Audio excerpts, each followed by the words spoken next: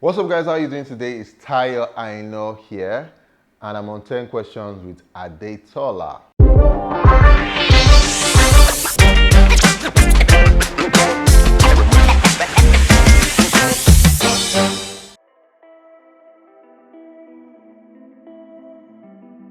Sharks, I see a lot of videos where these sharks, they just chop off one person's hand and they now have only one and a half hand.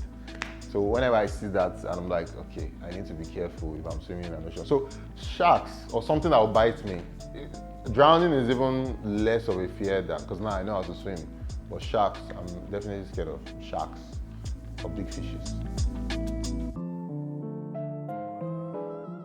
If I could learn a foreign language, I think I would like to learn Swahili because it's like an African language. It's something they speak in multiple countries across Africa. So yeah, definitely Swahili.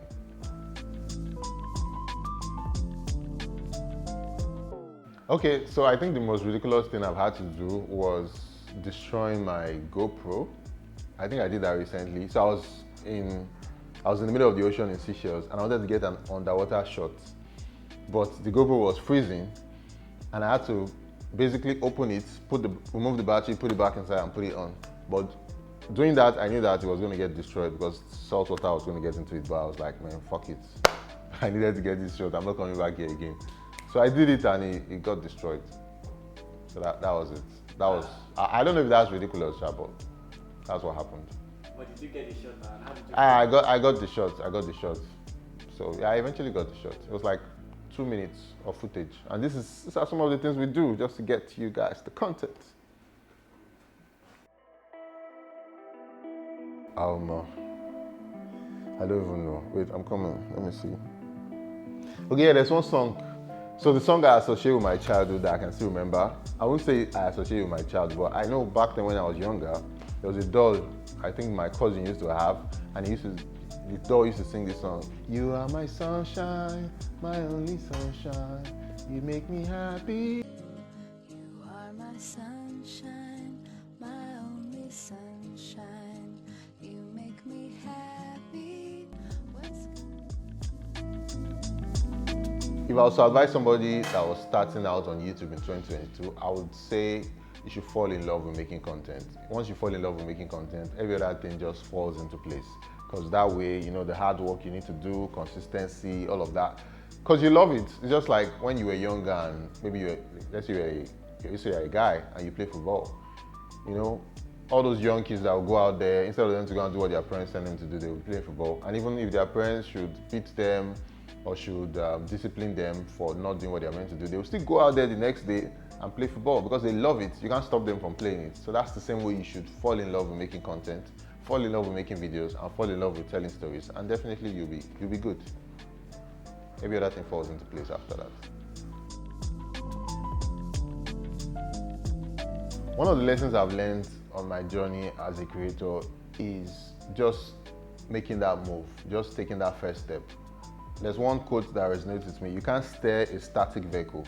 Like if you're trying to drive somewhere, your vehicle has to start moving before you can decide whether you want to go left or right. So every time there's a decision to be made or there's something I need to figure out, I would just rather start and then I will just trust in myself and my ability to figure it out along the way. And this goes out for a lot of people who want to create. One of the problems a lot of people have when it comes to creation is that they're stuck. They are overthinking it too much. They're like, okay, I don't have the best camera, I don't know what to create, I don't know what my interests are, I don't know what I'm passionate about. But once you just pick one thing and just start it, and then eventually, you'll figure it out. Just trust in yourself to figure it out. So that's one of the biggest things. Just start. If there was an alternative tyre somewhere else, the person would be an inventor. Because right from time, even before I became a YouTuber, I don't even see myself, I'm a YouTuber now, but in the future, I know that I'll create more stuff because I love creating. So I know if there was an alternative tyre somewhere else in the universe, it would also love creating. So it might be creating something else. It might be creating physical stuff that you can use in your everyday life. I also know that the tyre, wherever it is, whether it's on Mars or Jupiter or in the solar system or wherever, it will be creating something that will bring value to other people.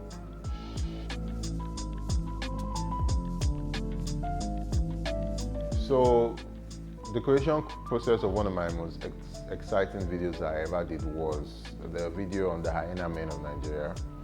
And it wasn't very straightforward because I really didn't know what we were doing. We were just going there. We didn't know who the Aina men were. We didn't know where they were. We didn't know where they lived. I had never even been to Kano before then. And you know, obviously in Kano they speak Hausa. Kano is a state in Nigeria. They speak Hausa, and I'm from the Yoruba tribe, so I didn't really understand Hausa. But we went there. We went to like a village 2 hours down inside Kano, and we were just taking it as we went and figuring it out as we went, and just capturing what we could see on the road, and eventually hoping that by the time we get back home, we were able to tell a story from whatever experience we had. And that's usually how most of my videos go, especially if it's travel videos. I just go out there with my camera, and whatever happens, whatever story that I feel can be told, I just tell it. And I think that was the first part. The second part of the creation process was also the editing. And that part too was also, it took us like 6 days to edit that video. Because every time we had our first cuts, we're always trying to figure out, okay, is this the best cut? Is this the best way to tell the story? But eventually we figured it out, and I think we told the story to the best of our ability, and people loved it.